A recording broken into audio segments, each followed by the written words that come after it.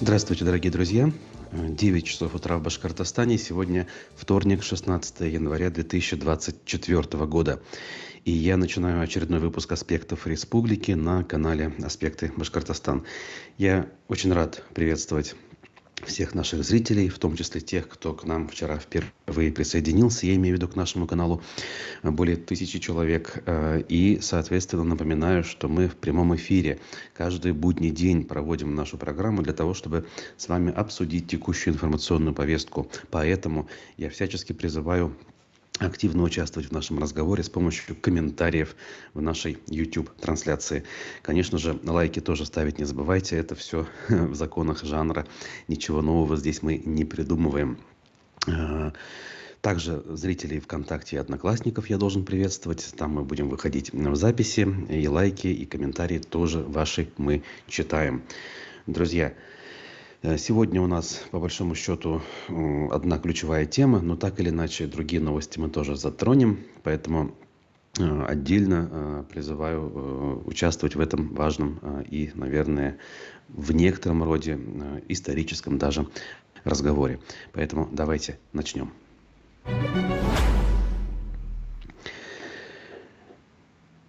Итак, вчера в республике, а именно в Баймаке, состоялось заседание суда, где ждали вынесения, на первый взгляд, казалось бы, очередного рядового политического решения, в данном случае вердикта.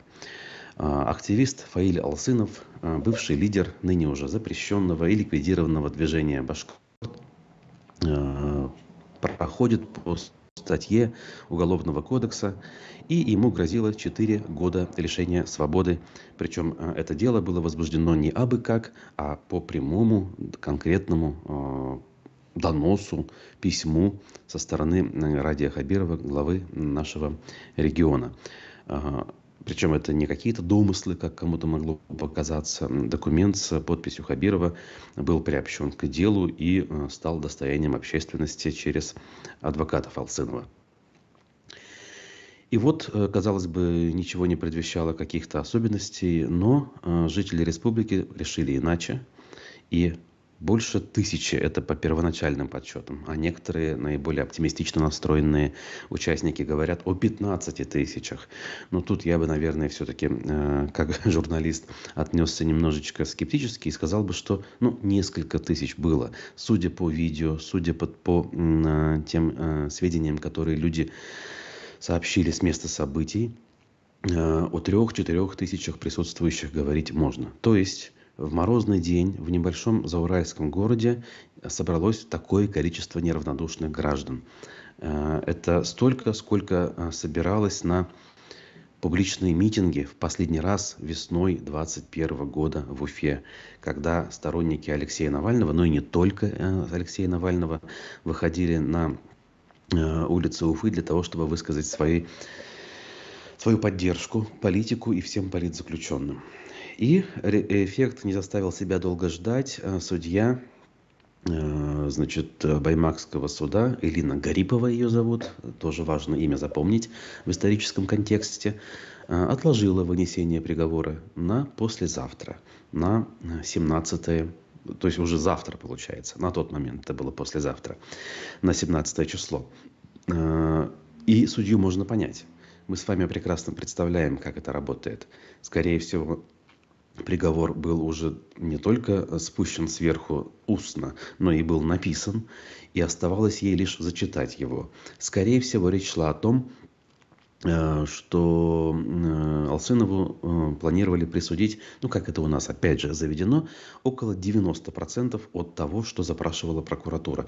То есть она просила 4 года, значит, 3 года, 10 месяцев в колонии общего режима было решено ему присудить. Но, учитывая общественное давление, судья сделать этого не посмела по понятным причинам.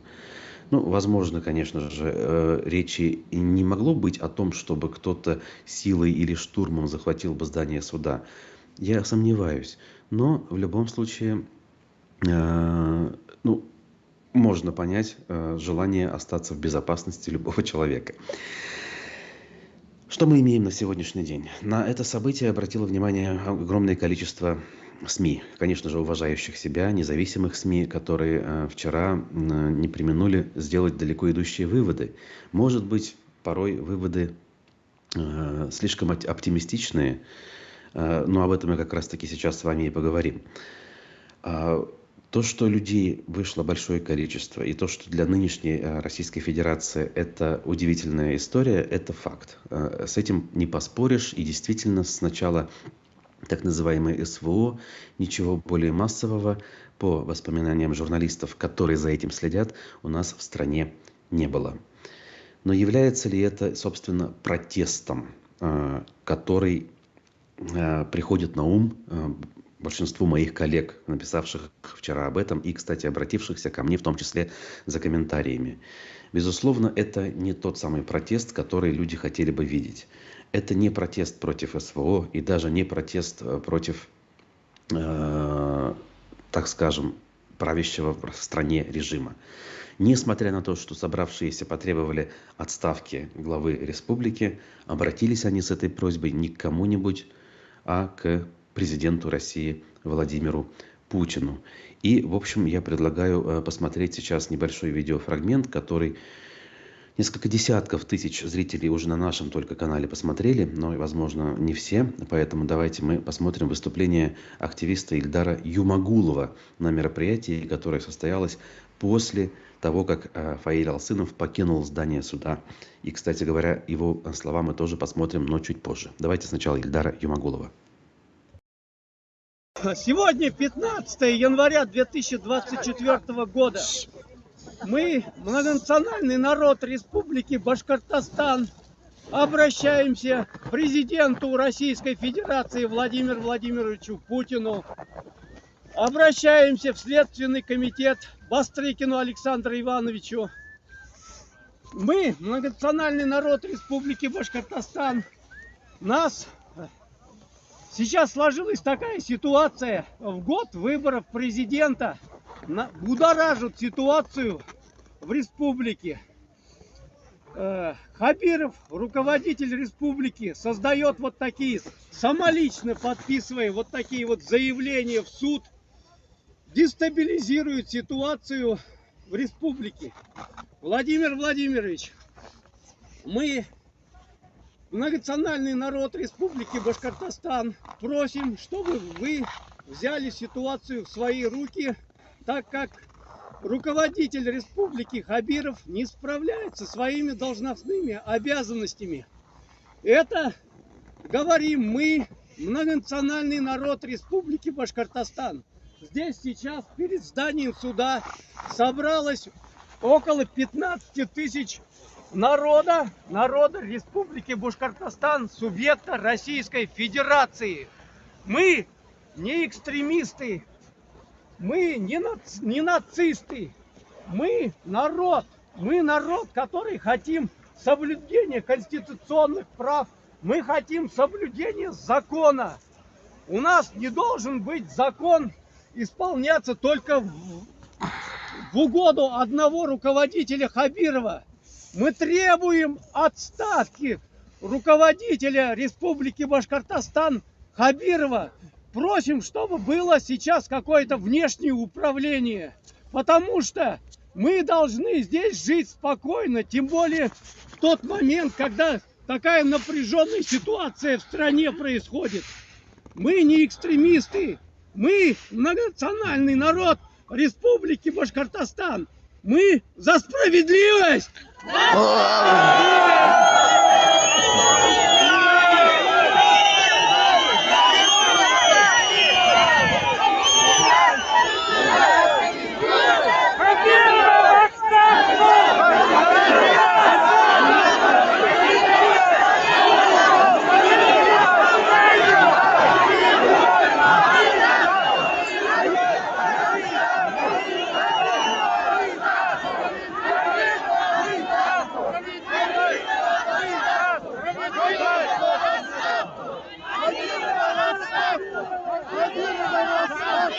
Хабирова в отставку!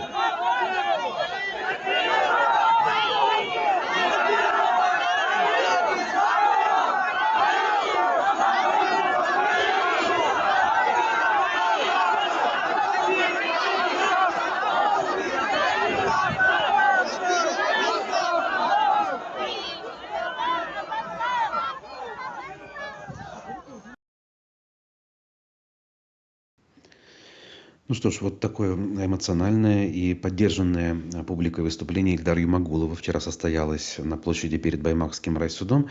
Какой вывод из этого мы можем сделать? Не только Юмагулов лично, но и многие присутствующие относятся с пониманием, говоря мягко, я скажу, что именно так они относятся к президенту России Владимиру Путину и то, что он делает. То есть эти люди не отождествляют республиканскую и федеральную власть, почему-то считая, что это совершенно раздельные понятия. И не имея в виду, что в стране выстроена настолько жесткая вертикаль, что и ничего иного, кроме как считать единым целым власть совершенно любого уровня, на мой взгляд, нельзя.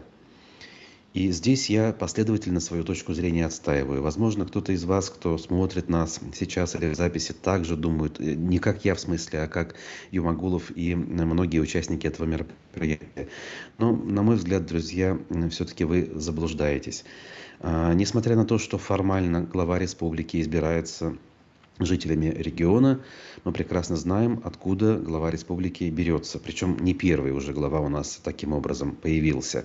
Его назначает Кремль после своих многочисленных согласований. Случайных людей на выборах в регионах быть не может.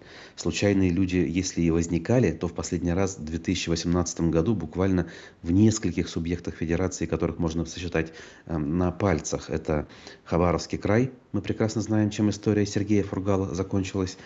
Это республика Хакасия, совершенно небольшой регион, где губернатор по фамилии Коновалов так или иначе остался, но по-моему, на сегодняшний день все. Его тоже уже с этой должности, как говорится, сместили.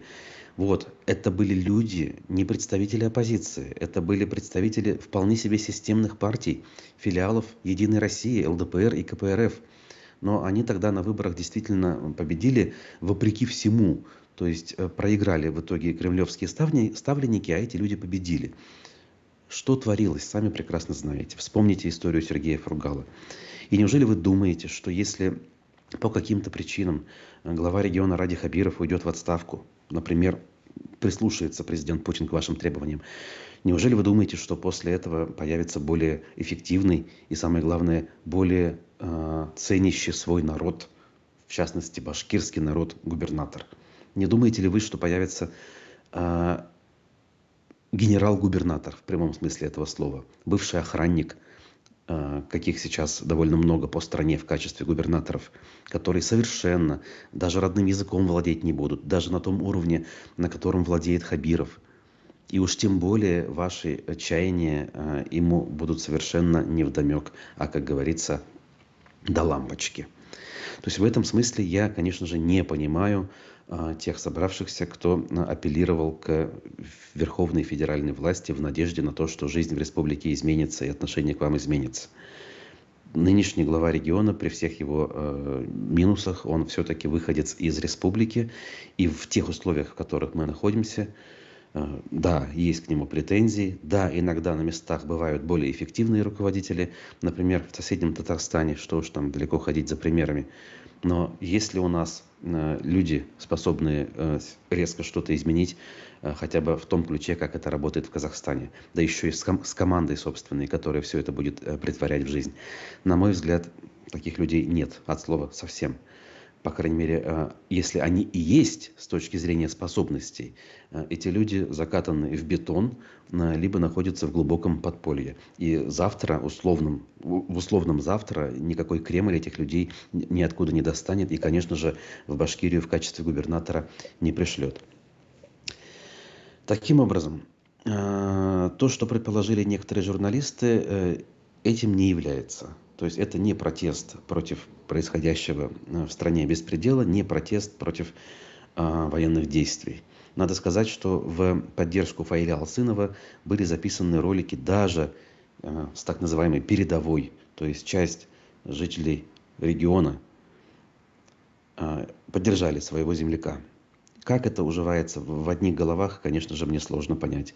То есть они считают, что Алсынов защитник земли башкирской, и они такие же, находясь, как говорится, в чужой стране. Ну, как говорится, история рассудит. Ну, а говоря о том, что этот протест является очень специфическим и, конечно же, не является тем, о чем многие подумали. Я еще раз это повторяю. Но это не умаляет важности события. Безусловно, с учетом того, что это могло произойти, мы должны говорить, что это уникальное историческое мероприятие. Оно еще не сравнимо с тем, что было на Куштау, тем более оно не закончилось, приговор будет завтра. Но во многом наши коллеги стали уже сравнивать именно с тем, что мы с вами видели, и некоторые из нас участвовали в 2020 году. Сейчас давайте посмотрим еще один ролик, где, собственно, Фаиль Алсынов дает свою оценку произошедшему и благодарит собравшихся. И делает он это на русском языке. К сожалению, не часто от него услышишь речь на русском. С другой стороны, возможно, то, что он хорошо говорит на башкирском и делает это пламенно и уверенно, сделало его столь популярным и любимым среди большой части башкирской общественности. Давайте послушаем. Получается, что сегодня было на заседании? На заседании мне на том заседании говорили, что прения сторон будет, последнее слово и приговор. Но мы уже готовы приехали, я выступил на прениях, и последнее слово было. Но после этого судья сказала, что приговор вынесут 17 числа. От чего ждете 17-го? Ой, не знаю. Но в деле ничего такого нет. Все специалисты, все лингвисты, все юристы, адвокаты, с которыми я общаюсь, они говорили, уголовное дело там ничего нету. Должны были прямо в Следственном комитете закрыть дело. Но так как написал заявление сам Хабиров, конечно же, передали в суд. Я очень надеюсь на справедливый суд и вынесет правильное решение. Я не знаю, потому что мы видим, что идет давление, потому что все наши ходатайства, которые мы подали, в течение процесса сначала вот до сегодняшнего дня все были отказаны. Прямо все. Сегодня я тоже подал ходатайство, чтобы дали время на ознакомление делом тоже, чтобы готовиться к прениям, но тоже отказали. Вы ожидали, что столько людей соберется? Нет, если честно, не ожидал. Много приехали поддержать, я очень рад. И вот эта поддержка, которая вот приехала, я не знаю, сколько тысяч народу приехали поддержать. Там мы очень долго обсуждали вопрос, поэтому, наверное, отложили на 17 число. Все? Ну, ждут, советуются, не знаю, что делать. Но если вынесет какой-то, не знаю, хоть условки или штраф какие-то, я в любом случае буду обжаловать в Верховный суд. В Верховном суде, если тоже откажут, я дальше пойду касацию в Самару, там не знаю, как получится. Ну вот эта политика Хабирова, я не понимаю, зачем он делает. Надо быть с народом, надо работать с народом, надо их слушать, разговаривать, а не так. Вот я повторюсь, у нас в республике, да, очень вот Хабиров, почему не пишет заявления своим, вот, которые, да, отмывают деньги. Есть вот проблемы в дорогах, да, или какие-то в другой сфере есть много каких проблем. Почему не пишет заявление, почему не возбуждается уголовное дело? Почему выпускает тех, которые грабят миллионами денег из бюджета? Почему им условку дают? Почему, если дают сроки, потом оправдывают? Вот это я не понимаю. Надо делом заниматься, а не ерундой. Своих не бросает, поэтому Ну так. да, у них же лозунг, первый лозунг. Он разделил Башкирию на два части. Своих не бросает, мы тоже своих не бросаем. Да. Сейчас вот те, кто выступал, многие, даже интеллигенция, вот вчера особенно выступили в поддержку меня, но начались давления, которые, вот певцы Марсель, да, Тутуев с Баймакского района, он ничего такого не говорил, он мой друг, он снял видео, и после этого ему позвонили, сказали, что с работы там попросят, пусть, ну, сказали, пусть пишет заявление на увольнение. Это что за вот отношения? В приказном порядке с Министерством культуры спустили письма, чтобы никто не ходил. Если приедут в суд Фаиля Алсынова, там вплоть до увольнения, как бы этот вопрос так будет решаться. Но это все равно вот когда-нибудь, не знаю. Но если вот сегодня сделали обращение президенту Российской Федерации, очень надеюсь, что услышат, и такой руководитель, как Хабиров, нам не нужен. Правда? Спасибо большое. Не 17. Это был Фаиль Алсынов от здания суда, который перенес вынесение приговора по его делу на 2 дня. Вдогонку напомню, что Фаиль Алсынов высказался по поводу событий в Украине в тот момент, когда началась так называемая частичная мобилизация. И тогда он обратился к башкирам, сказав, что это не их война. И по большому счету осудил начавшуюся мобилизацию и в целом это мероприятие. Повод задуматься всем тем, кто по каким-то причинам, с одной стороны, горячо поддерживает Фаиля Алсынова, способен приехать в морозный день в соседний, а то и в далекий район для того, чтобы высказать свою поддержку, а с другой стороны, обращается с просьбами к тому человеку, который все это дело начал, и который, соответственно, сильно идеологически, скажем так, расходится с тем, какие представления есть у самого Фаиля Алсынова. Конечно же, пожелаем ему, чтобы вся эта история закончилась завтра успешно, чтобы люди благодаря своей сплоченности добились того, чего они хотят. Ну и, наверное, все-таки хочется сказать примерно то же, что я говорил после событий на Куштау, хотя оптимизма с тех пор сильно поубавилось.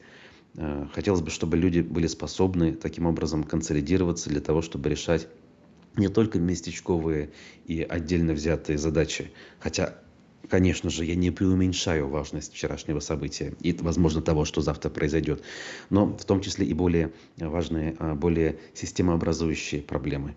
Я думаю, что те, кто за этим наблюдает из соответствующих коридоров, из-за соответствующих заборов, конечно же, серьезно напряглись вчера. То есть они увидели, что есть в России те места, те народы, которые способны высказать свое недовольство и потребовать уважения к себе. И для определенных людей, которые принимают решения, это, конечно же, такой, знаете ли, сигнал напряжения, сигнал того, чего стоит остерегаться. Учитывая, насколько закручены на сегодняшний день гайки, учитывая, что даже на одиночный пикет, который законом формально разрешен, выйти сейчас нельзя, и ты окажешься либо оштрафован, либо заперт на несколько суток административного ареста, в этих условиях они относятся спустя рукава, да, то есть мероприятиям, где собираются несколько тысяч человек, только потому, что они не знают, что с этим делать. Ровно как не знали федеральные власти, что делать с протестом, поначалу не знали, 11-12 годов. Правда, потом сориентировались.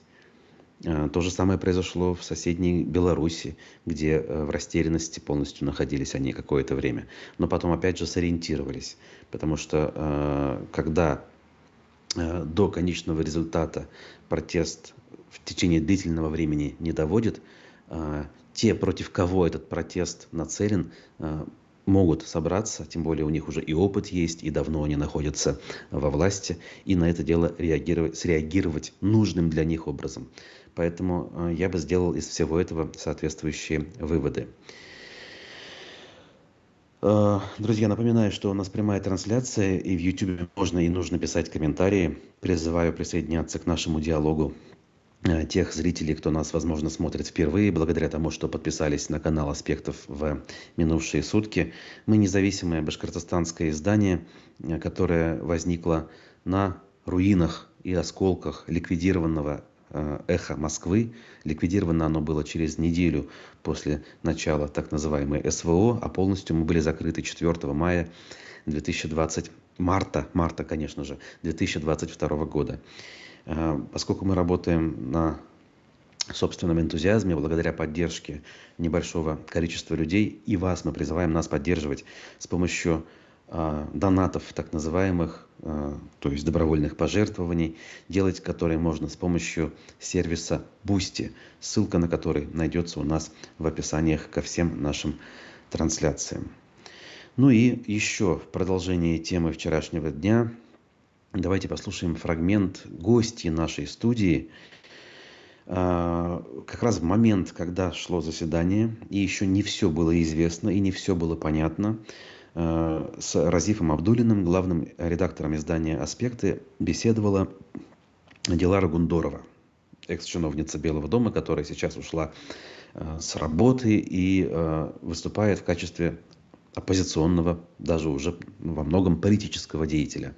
Заявляет о серьезных амбициях стать главой региона, заявляет о создании так называемого народного правительства. Подчеркиваю, что то, о чем она говорит, было обусловлено тем, что до конца события вчерашнего дня еще ни ведущему, ни ей не были известны. Но, мне кажется, довольно любопытное мнение она высказывает. Давайте его тоже послушаем. А вы далеко не уходите, ставьте лайки.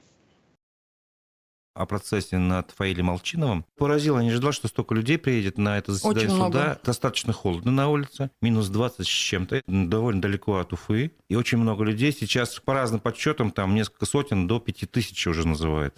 Вы ожидали такого внимания Да. к этому процессу? Да, здесь надо отметить, что все-таки была подготовка, то есть людей общественно мотивировали. В сетях эта информация уже живет давно, муссируется этот процесс давно, я бы сказала, при мне, полгода. Вокруг этого достаточно открытое, усиленное ежедневное внимание. И поэтому, народ туда поехал, не поехал, вот там был, по-моему, сразу после новогодних праздников первый процесс. 11 января, да? Да, а так как планируется вынесение приговора... Возможно, не будем говорить точно, возможно. не буду говорить, здесь такое оценочное суждение. И прям вот на вынесение приговора, потому что он так звучит в сетях. Там подают, что сегодня, возможно, решится судьба Фаиля Алчинова. И поддержали, я напомню, многие там и деятели интеллигенции, культуры, там, и действительно Это работа. То есть общественники провели работу, разве? Но может ли этот процесс привести к каким-то народным волнениям? Ваше мнение? Нет.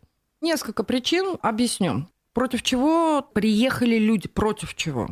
Они добиваются отставки Хабирова. Вот здесь надо понять, что большинство этих людей именно возмущает сам факт написания вот этого заявления. И, собственно, все, Хабиров бесит.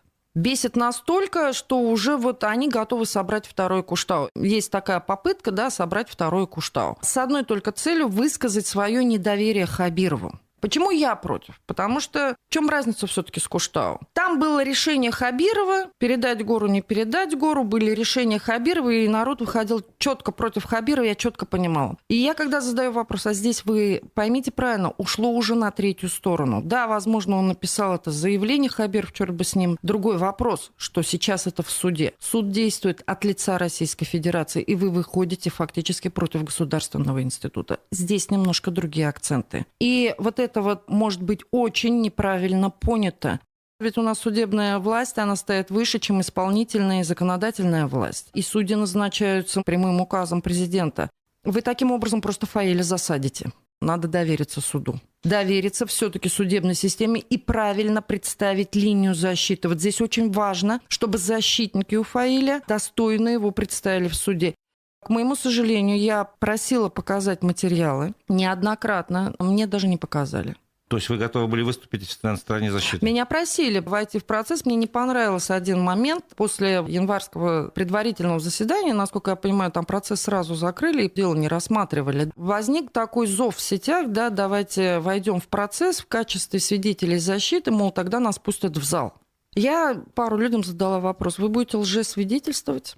Вас там не было. Нет, я так понимаю, там наоборот было обратное. Те, кто участвовал на сходе, должны были прийти и рассказать, что происходило. Разив, я как раз не ленивый, я же спрашиваю. Да. Все-таки не дискредитировать защиту Фаиля Алсынова, потому что любые неграмотные действия – это дискредитация защиты. Тут нам слушатели пишут, что вынесение приговора назначено на 17 января, и тоже высказывают свое мнение. Сегодня народ вышел за правосудие, а не против. Это нюансы. Здесь я вообще слово «правосудие» пока, знаете, не надо давать оценки судебной системе в принципе.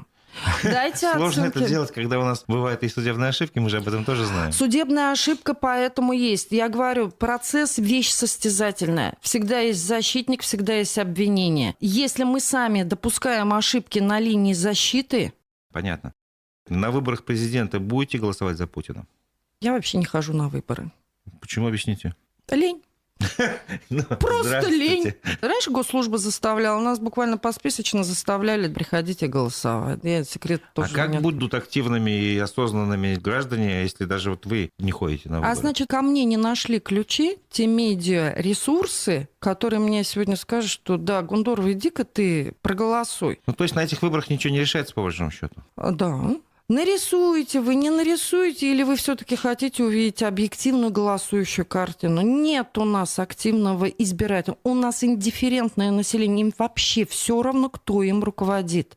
У нас интересна своя собственная жизнь, за которую они готовы постоять в лучшем случае 100 тысяч человек, в лучшем. А все остальному населению, ну честно, Ну, по это барабану. нормально или нет? Ну как вы думаете? Те активные люди, которые все-таки приходят на выборы и их голоса честно Это люди посчитают, неравнодушные. то, может быть, это нормально. Пусть, так сказать, остальное вот большинство, которому все равно. У нас выборы тогда не обеспечивают главного. У нас же все-таки принцип демократический. Это власть большинства над меньшинством. Вот я вот так отношусь. Ну да. А тут, получается, и А тут большинства-то меньшинство нет. будет власть. Тогда мы нарушаем свой базовый конституционный принцип. Тут замечание от нашей слушательницы Ларисы Егорова. Скажите прямо, что большинство людей живут мещанскими интересами, поэтому и не ходят на выборы. Согласны? Согласна. Шкурными, я бы сказала, ладно бы мещанскими. Есть своя банальная жизнь. Люди настолько не доверяют ни государственной системе, люди по крупному счету им и не интересно, они не читают, не интересуются политическими никакими процессами. У них задача, денег бы сегодня на ужин хватило бы, да, я бы домой вот с работы ноги бы притащила бы, улеглась бы хотя бы на диван 5 минут, а у меня еще там дети, с ними уроки делать, а в школе что там придумали, гербарий какой клеить до утра, еще неизвестно. Люди устают просто. Те, кто работает, устают, им не до всего. Те, кто не работает, тот ищет работу. Ну и есть третья группа — общественники.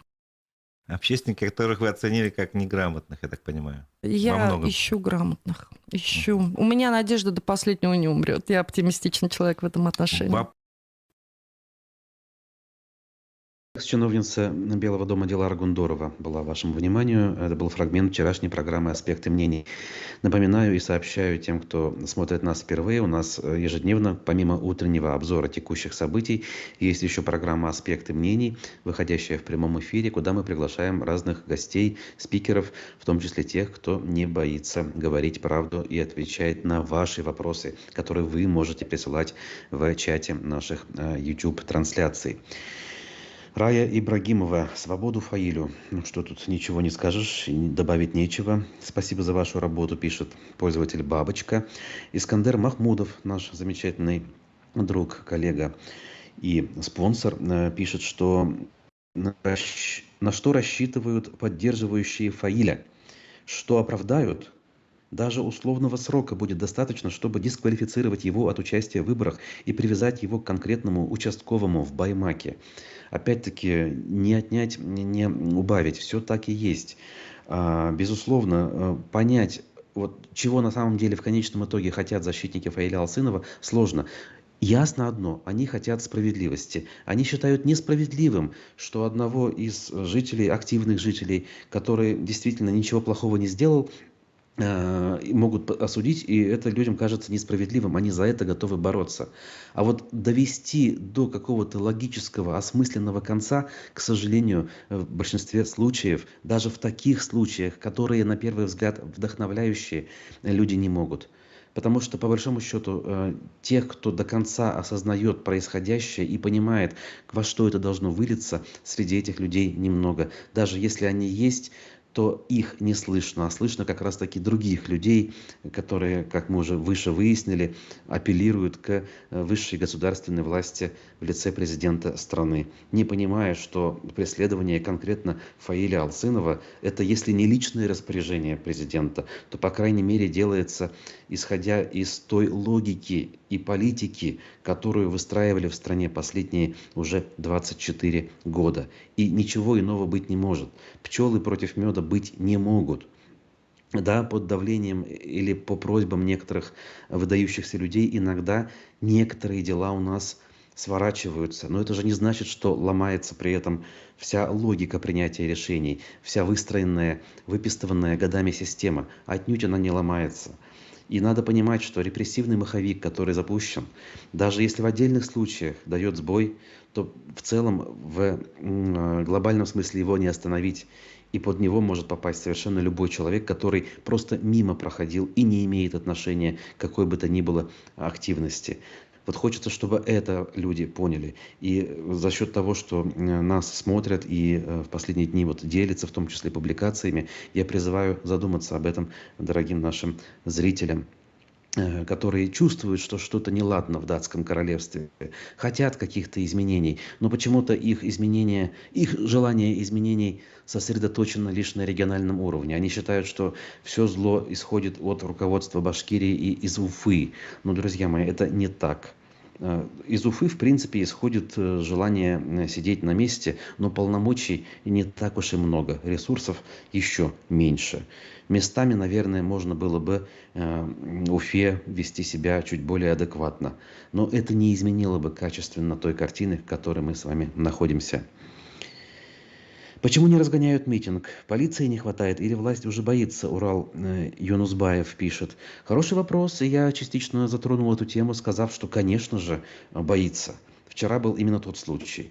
Люди, кстати говоря, публиковали, проверить не могу, не знаю, но публиковали автомобили Росгвардии, которые якобы возвращались из Баймака в Уфу. То есть они там были где-то неподалеку, но вмешиваться не стали.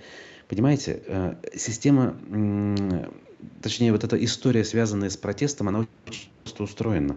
Когда вас 10, 5, до 100 человек, с вами можно делать все, что угодно.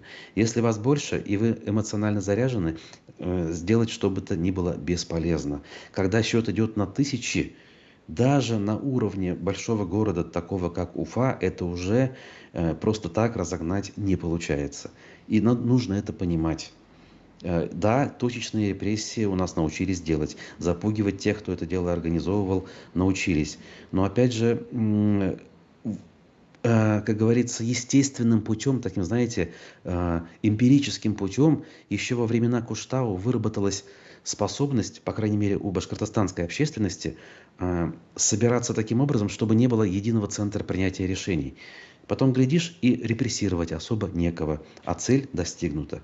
По сути дела, выстроен такой, не механизм еще, конечно, но способ решать важные для людей задачи, при этом особо не рискуя. И мне кажется, этот опыт еще требует отдельного изучения и требует того, чтобы впоследствии его в созидательном, в позитивном для будущего всех нас ключе можно было бы использовать.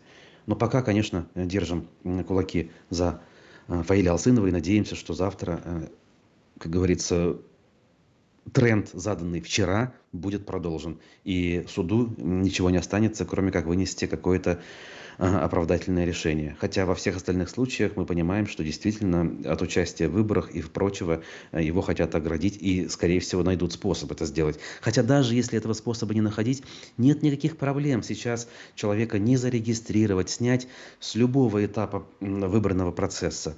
Вы это прекрасно должны понимать, друзья мои, потому что, в общем-то, в какой стране живете, все прекрасно видите. То есть, я хочу сказать, чтобы человек в выборах не участвовал, вовсе не обязательно делать его уголовно осужденным. Вспомним Тагира Вахитова, который собрал огромное количество подписей в Зауралье, по-моему, 16 тысяч это было, и его не зарегистрировали кандидатом в Госдуму. И таких примеров можно хоть отбавляй перечислять. Рахимов с сыном уже все продал в Башкирии, пишет Людмила Асылбаева. Если копать дальше, то можно и Рахимова вспомнить. Кстати, я сегодня хотел немножко его упомянуть по публикациям в наших СМИ. Давайте я по ним немножечко пробегусь. Несмотря на то, что мы уже вышли за рамки нашего временного лимита, все-таки формат подразумевает, что мы текущие события в Башкирии обсуждаем все, которые считаем важными, а не только какое-то одно. Значит... На фоне событий с Фаилем Алсыновым суд в Уфе продлил арест брату башкирского активиста и соратника Фаиля Алсынова Руслана Габбасова, признанного иностранным агентом. До 22 марта продлили арест Рустаму Фарариддинову, прошу прощения. В ноябре 23 года сотрудники ФСБ задержали Фараретдинова и предъявили ему обвинение в содействии террористической деятельности. Тогда суд арестовал его на 2 месяца, понятное дело, на время следствия. Габбасов, находящийся ныне в Литве, ссылаясь на слова жены Фараретдинова, рассказывал, что при задержании силовики сказали ему, что тот будет сидеть за брата. После ареста, по словам Габбасова, Фараретдинов позвонил жене и сказал: «Передай Руслану, если он приедет в Россию, то меня выпустят, если нет, то посадят».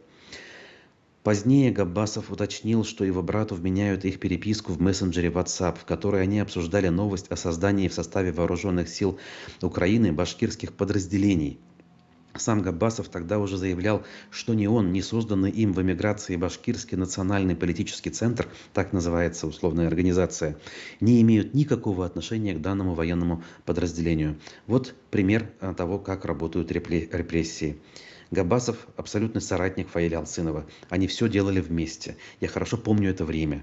Я с ними общался, посещал их мероприятия, где они заявляли о тех или иных проблемах. И они были соратниками, которые шли рука об руку. Руслан решил действовать более радикально, переехал из страны и ведет свою просветительскую деятельность из-за границы. Фаиль остался на месте. И Фаиля, соответственно, пытаются судить, о чем мы уже говорим с вами, как говорится, довольно долго. А Габбасова взять не могут, но взялись за брата. Понимаете, да? То есть даже в 30-е годы, в годы сталинских репрессий, этот механизм использовался, конечно, но не настолько это было вопиюще, даже тогда. Вот данный момент прекрасно иллюстрирует те реалии, в которых мы с вами находимся, друзья мои. Почему нет спроса с депутатов Госдумы из Башкирии? Флорид пишет. Ну, а какой спрос с депутатов Госдумы? Депутатов Госдумы, как и руководство региона, назначают де-факто. Мы с вами их не выбираем. Хотя формально, конечно, избиратели могли бы с претензиями прийти к тем же депутатам, к какому-нибудь, я не знаю, Байгускарову, в конце концов. Он из Зауралья, он, кстати говоря, довольно-таки общительным был с людьми в свое время. Сейчас, я не знаю, Динар Гильмудинов, он пытается активно вести соцсети и делать вид, что он активно с людьми работает. Ну, давайте предъявлять претензии, спрашивать с них, посмотрим, что они скажут. Журналистов, которые способны, находясь в России, обратиться к этим депутатам за комментариями, фактически не осталось. Да эти люди давно уже воды в рот набрали, а головы в песок засунули. Рассчитывать на них совершенно бесполезно. И это опять доказывает правоту моих слов в той части, что вертикаль настолько жесткая, что невозможно отделить ни один уровень власти от того, что происходит в самом центре страны, в Кремле. Не думайте, что процесс могут перенести в Москву. Знаете, все может быть. Для того, чтобы выйти из ситуации каким-то образом, они могут придумать все, что угодно. Совершенно вопиющие какие-то решения могут возникнуть. У нас, знаете ли, по делу Алексея Навального заседания проходили не в суде, а в колонии, что тоже из ряда вон. Все, что угодно могут придумать, лишь бы причесать историю так, чтобы сделать ее снаружи законной и соответствующей нормам. А по факту, по понятию, по духу это будет полностью противоречить закону. Пропаганда, кстати говоря, не дремлет. Я вот хотел вам из московского комсомольца Башкортостан статью открыть, но почему-то с утра сайт у меня вообще не грузится, с вечера все было нормально. Значит, опросили в московском комсомольце якобы экспертов, и те посоветовали Фаилю Алсынову отправиться на СВО, чтобы заказать свою вину. И там в таком духе, знаете, пионерских, комсомольских агиток все это написано. Очень хотел с вами посмеяться на эту тему, но, к сожалению, сайт сломался. Или, к счастью, может быть, я лишь по памяти вам воспроизвожу эту статью. В общем, понятно, критическая статья. Алсынов, дескать, нехороший человек, делает все неправильно, не поддерживает страну в трудный период, и вообще предатель, и так далее по списку. В общем, все то, что делают в том числе провластные телеграм-каналы в последнее время. Вчера утром они публиковали видео некой башкирской женщины, которая, дескать, призвала Фаиля Алсынова сушить сухари, и соответствующее видео было выложено. Но, как мы уже с вами знаем, жизнь показала, что сухари сушить пока рано. И будем надеяться, и дальше будет рано. Страшно, что судят за неправильный перевод. Он никого не убил, не ограбил. Рая Ибрагимова пишет. Да, вы знаете, Рая, но дело в том, что это не первая история, когда судят просто так, ни за что. Не за то, что человек конкретно что-то сделал. У нас таких дел десятки, сотни. Для этого достаточно следить за публикациями независимых СМИ. Иногда люди даже сказать ничего не успевают, а их уже осуждают, например, за дискредитацию вооруженных сил. И в условиях отсутствия народной поддержки эти люди отправляются за решетку на длительные сроки заключения. Хорошо, что в истории с Фаилем Алсыновым происходит то, что сейчас происходит. Хорошо, что есть вы, жители Башкортостана, неравнодушные.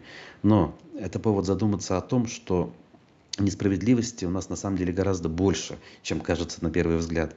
И бороться с нею нужно, стараться по возможности, конечно же, не только в отдельно взятом случае, но и чаще. Ой. Статистика говорит о том, что в Башкортостане за последний год в 2 раза выросло число аварий по вине водителей автобусов. Имеется в виду Уфа, медиакорсеть об этом пишет. И это очень интересно, иллюстрирует ситуацию с тем, как у нас протекает транспортная реформа. Вопрос тоже касающийся довольно широкого круга лиц. Раз у нас водители все чаще попадают в аварии, значит, это водители, мягко говоря, не очень профессиональные. Это значит, что это еще один аргумент в пользу тех, кто говорит, что у нас большой дефицит кадров.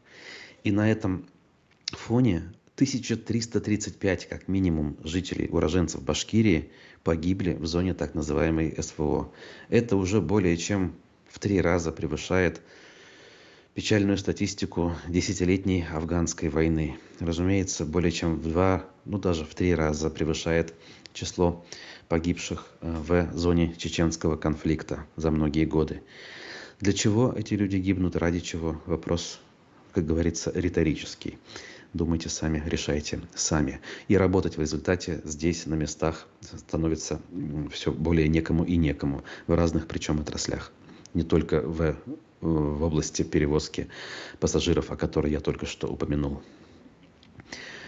Уфа-1 не пишет, кстати говоря, относительно независимый ресурс, но я не нашел ни одной публикации, посвященной Алсынову, но пишет о том, как живет ближайшая родня первого президента Башкортостана Муртазы Рахимова. Материал они подготовили, судя по всему, к годовщине его кончины. 11 января 23 года, я напомню, Муртаза Губайдулович скончался. Мы об этом в программе тоже вспоминали. Если интересно, вот на страницах УФ-1 можете почитать. Здесь, разумеется, всем известная племянница Муртазы Губайдуловича упоминается, Рауфа Рахимова, издательница, владелица издания «Пруфы». И другие люди, менее публичные, или публичные в свое время, а теперь исчезнувшие из поля зрения. Например, сын Муртазы Губайдуловича, Урал Муртазович Рахимов. Подробности озвучивать не буду. Кому интересно, найдете, почитаете. У нас все-таки сегодня изначально выстроилась так встреча, что тема у нас совершенно другая. Вынесение приговора отложили на 17-е. Я думаю, с целью подогнать дополнительные силы ОМОНа и Росгвардии для разгона людей, а пока они не были готовы к массовой поддержке активиста. И такая теория, мне кажется, вполне уместна, и предположение уместно. Но примерно так же поступали, знаете ли, 16 августа 2020 года на Куштау. Но людей все равно оказалось больше, и никто не осмелился на этих людей идти. Нужно понимать, что есть, опять же, предел прочности, скажем так, да, точка кипения условная. Когда собирается больше определенного количества людей, с ними сделать ничего, кроме как расстрелять, невозможно. Да, в нашей истории есть такие случаи, к сожалению. И иногда наше государство аналогичным образом поступало, в том числе в соседних государствах. Достаточно вспомнить разгон митингующих в Чехословакии, Пражская весна, так называемая, Будапешт, а Новочеркасск, кто не знает, посмотрите. Это было через буквально несколько лет после войны, когда, казалось бы, железные оковы тоталитарного сталинского режима рухнули, но, несмотря на так называемую оттепель, местами вспыхивали в Советском Союзе очаги напряженности, и их тушили привычным для себя способом, буквально-таки используя огнестрельное оружие. Нынешняя ситуация пока еще полностью повторяет ту, до такого еще не дошли, но опять-таки лиха беда начала. К сожалению, хочется сказать в этом случае. Верю, что до этого мы не дойдем, иначе как? Иначе вообще какой смысл, как говорится, всего того, что мы с вами делаем? Но исторические аналогии, которые тоже, в свою очередь, не всегда справедливы, они заставляют выстраивать неблагоприятные сценарии. Поэтому, друзья, как говорят наши с вами соотечественники, как мы с вами говорим, «Брезамлектакус», пока мы едины, мы непобедимы. Да? Вспомним наши кричалки, которые мы использовали на том же Куштау, и вчера собравшиеся в Баймаке тоже использовали. Во всех этих словах есть определенный смысл, и забывать о них нельзя. При этом, конечно, не надо в том числе и излишне предаваться оптимизму. Вот то, с чего я начинал сегодняшнюю программу, я на этом и закончу ее. Произошло важное событие, о нем мы будем говорить, будем анализировать, переоценивать при этом его значимость нельзя. Да, в судьбе Фаиля Алсынова оно уже сыграло свою роль и еще сыграет, я думаю, позитивную роль. Но сыграет ли это событие позитивную роль в жизни всего региона, а то и всей страны? Это большой вопрос, на который предстоит ответить, по сути, всем нам.